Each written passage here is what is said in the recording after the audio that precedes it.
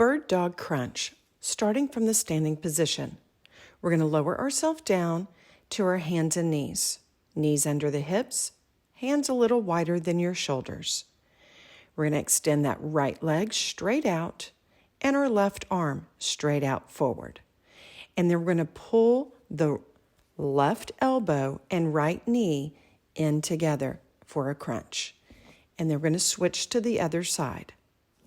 We're going to do this for a count of 5. Are you ready? Let's go.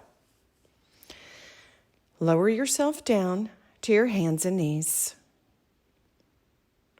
Extend that right leg out and left arm and crunch for 2, 3, 4, 5, and switch for 1, 2, 3, 4, and 5. Back to the beginning.